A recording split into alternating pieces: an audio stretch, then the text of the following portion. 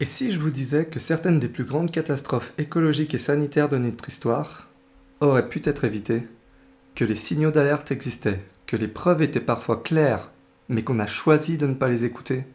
Je viens de terminer un rapport écrit par l'Union européenne au début des années 2000 et se nommant Late Lessons from Early Warnings. Dedans, les scientifiques font le bilan de plusieurs scandales sanitaires ou écologiques qui ont eu lieu au XXe siècle. Trous dans la couche d'ozone, vaches folles, surpêche, amiante et bien d'autres cas sont étudiés avec un regard critique. Dans tous ces cas, des scientifiques ont tiré la sonnette d'alarme, parfois des décennies avant que le scandale n'éclate. Alors pourquoi a-t-on attendu? Ignorance? Intérêt économique? Manque de courage politique? C'est là qu'intervient un concept clé, souvent mal compris, le principe de précaution.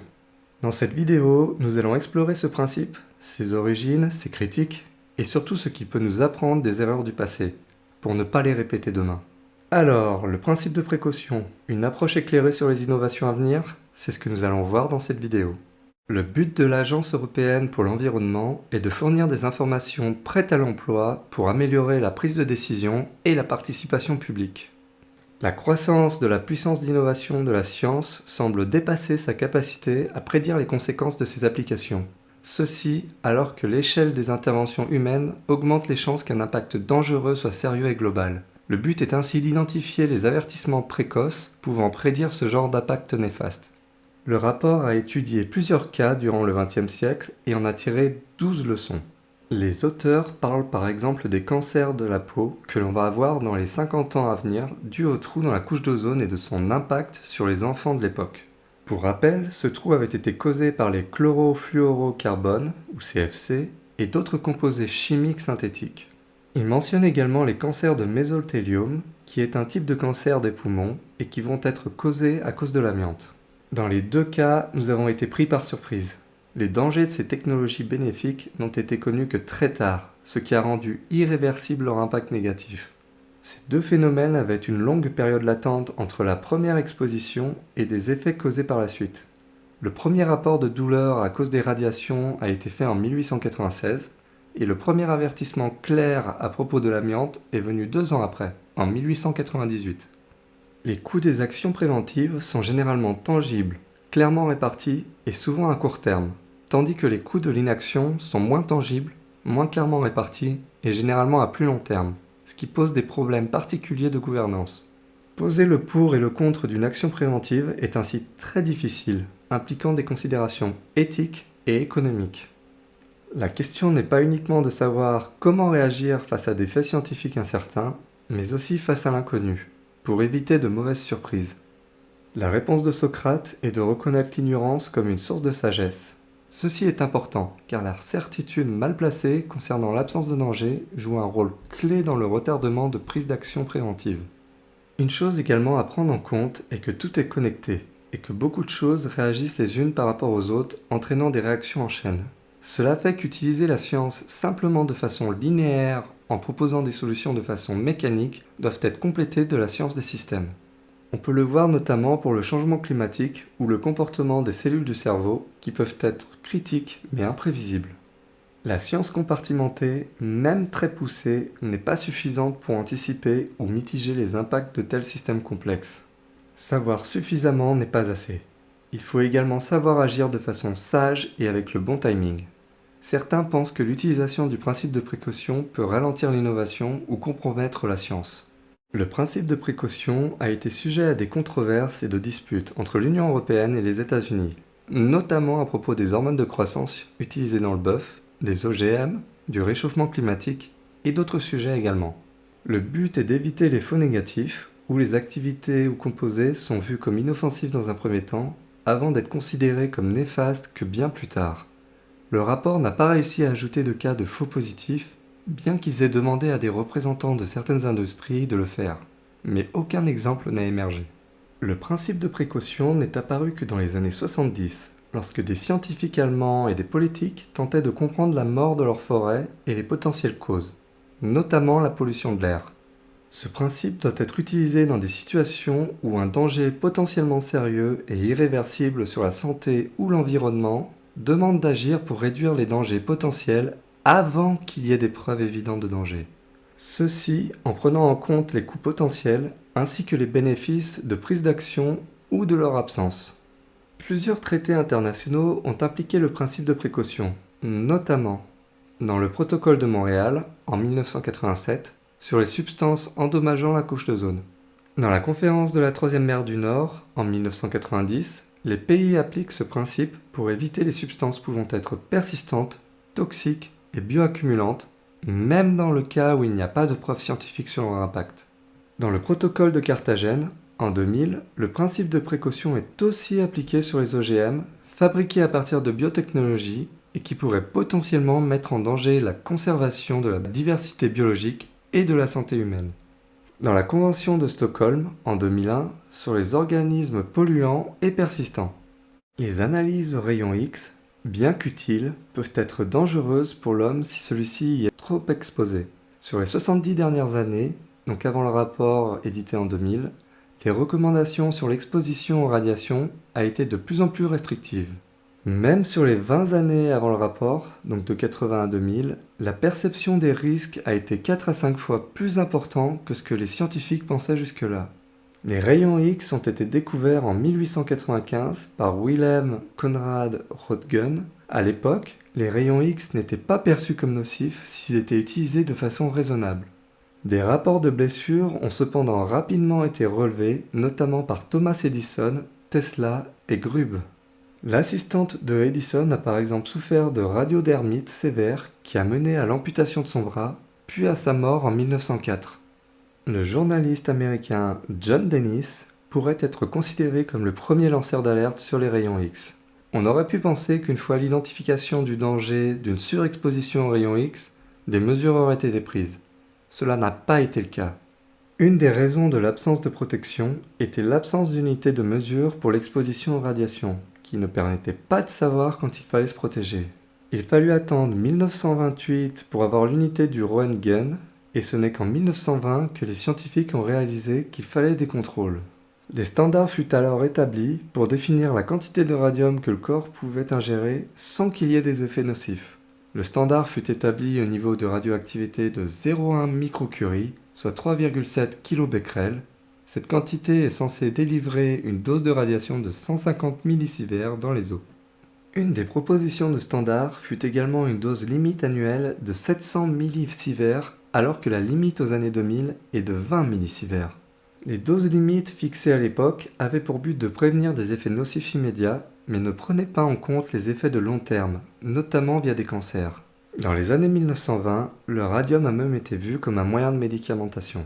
Le changement de mentalité sur la protection des radiations est survenu lors d'un meeting au Canada en 1949, quand les scientifiques ont conclu qu'il pouvait y avoir un degré de risque à n'importe quel niveau d'exposition, et que ce risque n'est pas déterminable de façon précise. Cette valeur, bien que faible, n'est cependant pas zéro. Il en découla la mentalité que les expositions aux radiations devaient être les plus faibles possibles. Peu importe la source, c'est le principe d'optimisation. Le principe de risque face aux bénéfices a également été introduit. Les rayons X pouvaient être utilisés dans les années 30 pour des raisons originales, comme traiter les patients avec des problèmes mentaux et pour enlever les excès de poils non voulus. Comme il n'y avait que des recommandations et pas de régulation légale, les mauvaises utilisations des rayons X étaient ainsi nombreuses. Depuis le rapport de 1897 de Sørensen, qui a observé des anémies aplasiques chez les jeunes femmes travaillant dans la fabrication de pneus de vélo en Suède, et à la suite d'un rapport de Lenoir et Claude, qui ont observé des hémorragies chez un jeune homme qui réalisait une opération de lavage à sec, le benzène est connu comme un puissant poison pour la moelle osseuse. Entre 1910 et 1914, le benzène était utilisé comme solvant dans l'industrie du caoutchouc. Le benzène était également produit afin de générer ensuite du toluène pour la fabrication d'explosifs durant la Première Guerre mondiale. En 1928, Doloré et Borgomano ont publié le premier rapport de cas de leucémie induite par le benzène. Le sujet était un travailleur dans l'industrie pharmaceutique qui était exposé à de fortes concentrations de benzène. Afin de lutter contre le risque, l'entreprise en question avait pour solution de faire une rotation des employés sur cet emploi tous les mois. En 1939, le nombre d'empoisonnements en benzène parmi les travailleurs a mené à des recommandations de substitution du benzène à d'autres solvants. En 1946, le American Conference of Governmental Industrial Hygienists recommanda une limitation de 100 ppm pour l'exposition au benzène dans les lieux de travail. La valeur fut par la suite réduite à 50 ppm en 1947 et à 35 ppm en 1948. Cette année-là, il fut même indiqué que le niveau sûr de sécurité avec ce composé était de 0. Malgré ces recommandations dans les années 50 et 60, un manque de précaution de mesures de sécurité pour les travailleurs pouvait encore être observé dans de nombreux pays du monde, y compris la France, l'Italie, la Grande-Bretagne et les États-Unis. Comme la colle adhésive contenant le benzène était très pratique et peu chère sur le marché, elle a rapidement remplacé les alternatives à base de pétrole. L'exposition des travailleurs au benzène a ainsi duré durant les 6 premières décennies du XXe siècle. La première raison du manque de précaution venait du manque de connaissances sur sa toxicité durant les 4 premières décennies. Une autre des raisons est que c'était un solvant tellement efficace et bon marché qu'il était difficile de s'en passer. Un autre problème est que les recommandations de seuil sont souvent établies sur ce qu'il est facile d'atteindre sur le lieu de travail et non ce qui permet la prévention des morts. Ces seuils sont entre autres fortement influencés par les entreprises dans l'industrie en question. Ces mêmes entreprises ont également parfois engagé des consultants pour minimiser les publications témoignant des risques sur la santé. Pour le benzène, le cas du principe de précaution ne s'appliquait pas, car les cas du cancer du sang, via la leucémie, et de la moelle épinière étaient connus scientifiquement. Il a tout de même fallu attendre des décennies avant que des mesures soient prises. Cette vidéo est sponsorisée par Mel Science. Mel Science est une offre par abonnement pour faire découvrir les sciences aux enfants. Chaque mois, un nouveau kit vous est livré pour découvrir de nouvelles choses dans les sciences. En fonction du pays, plusieurs domaines existent, notamment le STEM pour les enfants de 5 à 10 ans, la physique pour les enfants de 8 à 14 ans et la chimie pour ceux compris entre 10 à 16 ans. Il est également possible de prendre un abonnement à l'année afin de bénéficier d'une remise de 15%. Avec chaque souscription, vous aurez 2 à 3 nouvelles expériences à tester. Mel Science est présent dans plus de 40 pays à travers le monde et l'offre reste plutôt abordable. Vous pourrez ainsi partager une expérience unique avec votre enfant et partager votre amour des sciences. Vous pouvez également offrir un kit en cadeau à une connaissance, pour son anniversaire par exemple. Avec votre premier kit, vous recevrez également un équipement VR. En le combinant avec l'application Mel Science, vous pouvez profiter pleinement des expériences qui fournissent chacun un code VR. Alors n'hésitez pas à cliquer sur le lien dans la description. Vous pouvez bénéficier de 50% de réduction sur le premier mois en rentrant le code de réduction, ce qui vous permettra de tester le kit en toute tranquillité. Vous pouvez annuler ou mettre en pause votre abonnement à tout moment sur leur site, donc il n'y a rien qui vous retient de tester ce kit. L'amiante provoque le mésothéliome, un type de cancer du poumon très agressif. En 2000, donc lors de l'édition du rapport, il est estimé qu'environ 250 000 cas de mésothéliome, qui est habituellement un cancer fatal en moins d'un an, surviendront en Union européenne dans les 35 ans à venir, donc jusqu'en 2035. C'est en 1879 que l'amiante a commencé à être exploité au Canada pour atteindre jusqu'à 2 millions de tonnes en 1998. Les importations en Europe ont quant à elles atteint un pic dans les années 70 avec 800 000 tonnes par an jusqu'à descendre à 100 000 tonnes en 1993. L'amiante est encore exploitée, notamment dans les pays en développement, et la problématique de ce composé se répète malheureusement dans les pays en développement comme l'Asie, l'Afrique et l'Amérique du Sud. L'une des premières personnes à rapporter le problème de l'amiante est Lucy Dean, une inspectrice d'usine en Grande-Bretagne en 1898, soit il y a plus d'un siècle. Elle a pu constater le danger pour la santé de certains cas d'employés ayant leurs bronches et poumons endommagés. 2 autres rapports vont suivre en 1909 et 1910. Cependant, comme les autrices n'étaient pas des scientifiques et n'étaient pas catégorisées comme expertes, leurs rapports ne furent même pas réfutés, ils furent simplement ignorés. En 1906, un inspecteur de l'industrie française a également reporté le cas de 50 morts parmi les femmes travaillant dans le domaine du textile avec de l'amiante. Ce rapport fut également ignoré en grande partie, mais c'est ce rapport qui fut la base pour la discussion sur le sujet à l'OMC en 1999. On retrouve aussi pour le cas de l'amiante le fait de considérer qu'il n'y a pas de preuve de nocivité, donc il est évident que ce n'est pas dangereux, soit un faux négatif. Des expériences sur les rats ont permis de montrer qu'il y avait des suspicions raisonnables de penser que l'amiante pouvait être dangereuse. Des hottes d'inhalation ont alors été installées dans le processus de fabrication de la fibre. Cependant, le département de l'industrie en 1912 et en 1917 n'a pas considéré qu'il y avait suffisamment de preuves pour aller plus loin. Dans le même temps, aux États-Unis et au Canada, les compagnies d'assurance ont considéré qu'il y avait suffisamment de preuves sur les maladies dues à l'amiante en 1918 pour refuser d'assurer les travailleurs de l'amiante. Cependant, ce principe de précaution fut ensuite oublié, ce qui coûta énormément aux compagnies d'assurance par la suite dans les années 90. Le problème qui compliquait l'attribution des cancers à l'amiante était que d'autres maladies comme la tuberculose, les arrêts cardiaques ou des pneumonies pouvaient compliquer le diagnostic. Une étude de santé fut menée sur les travailleurs dans le domaine de l'amiante en Grande-Bretagne, et il fut démontré que 66% de ceux qui avaient travaillé dans le domaine pendant 20 ans souffraient d'asbestose, comparé à aucun pour ceux ayant travaillé dans le domaine depuis moins de 4 ans. Ceci avec une moyenne de 25% pour les 363 travailleurs étudiés. C'était cependant une sous-estimation, car seuls les employés actuels étaient examinés, ce qui excluait de facto les employés qui avaient quitté leur travail à cause de problèmes de santé dus à l'amiante notamment. Ces résultats ont mené en 1931 aux premières régulations de la poussière d'amiante, à une surveillance médicale et à des compensations financières dans le monde. Il fallut attendre ensuite 1969 pour avoir des mesures plus strictes en Grande-Bretagne.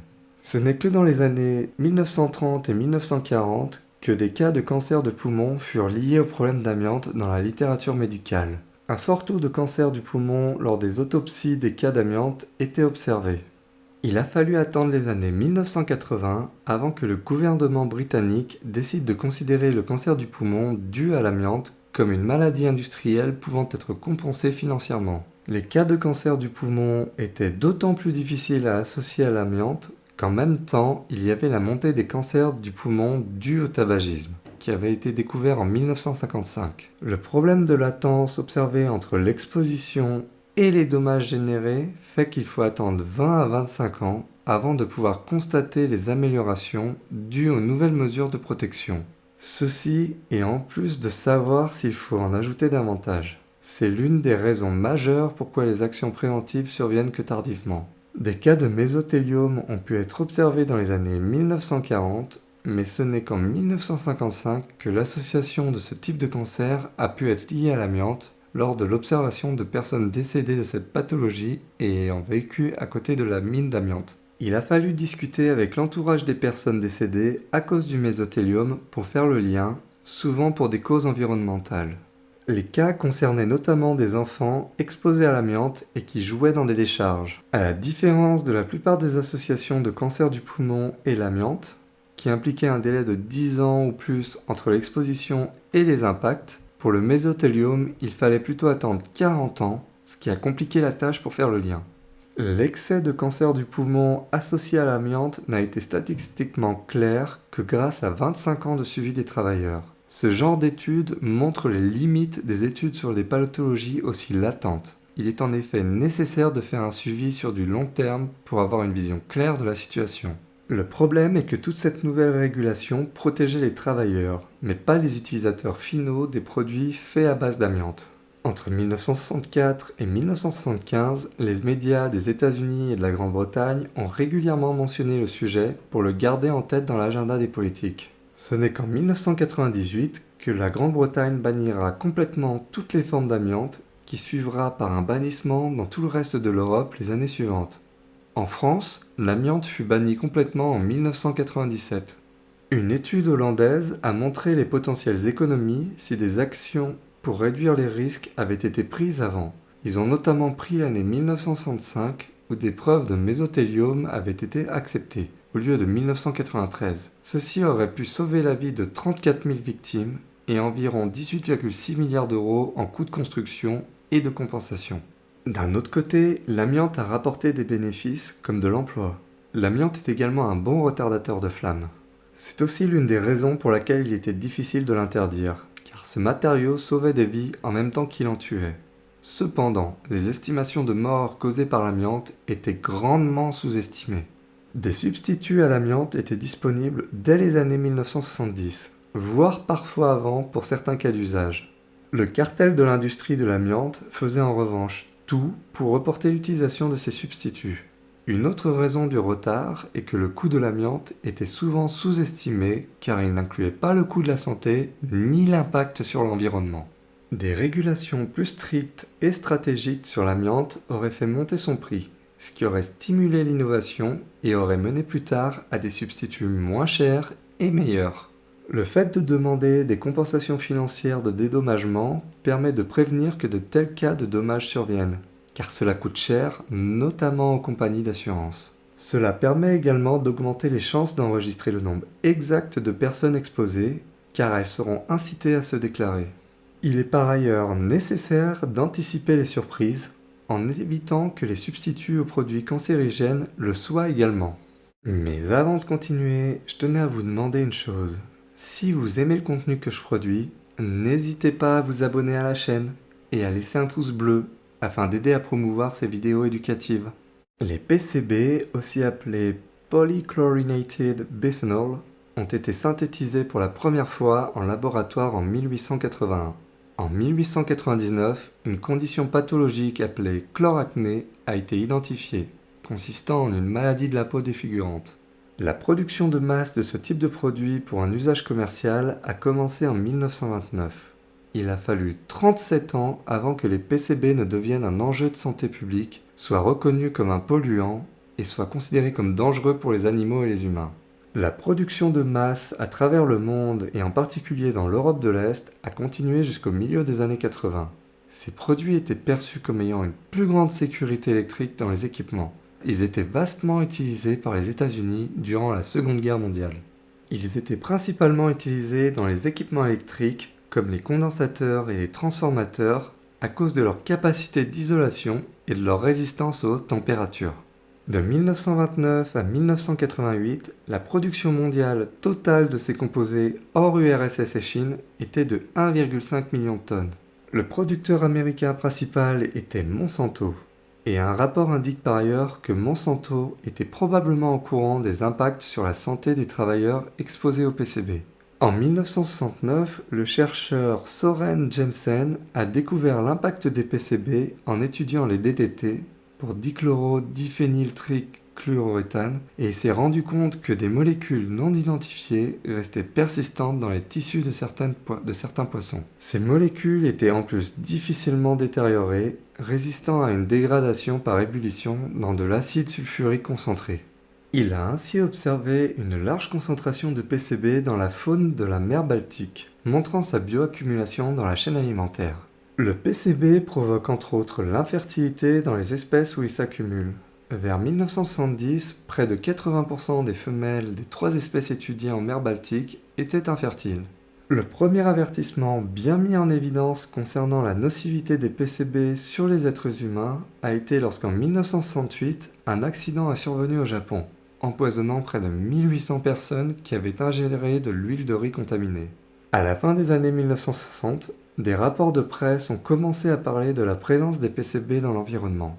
Monsanto a alors nié les faits en disant qu'il ne s'agissait pas de PCB mais d'autres molécules. Durant les années 70, les preuves que les PCB étaient des polluants omniprésents se sont accumulées. On en retrouvera même dans l'Arctique. En 1972, après de nombreux rapports sur la bioaccumulation du PCB, la Suède décida de bannir ces substances pour un usage libre.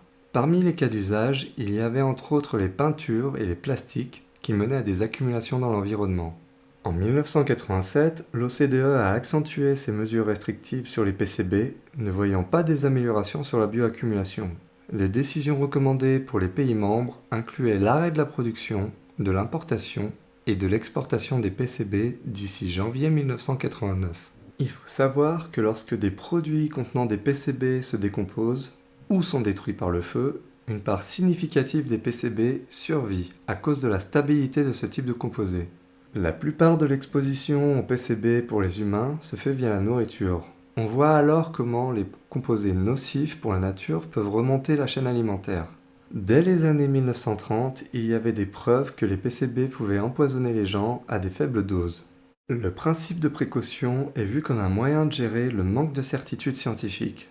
Quand tous les risques sont connus, avec leurs probabilités associées, alors la gestion de risque est une technique valide qui peut sauver des vies.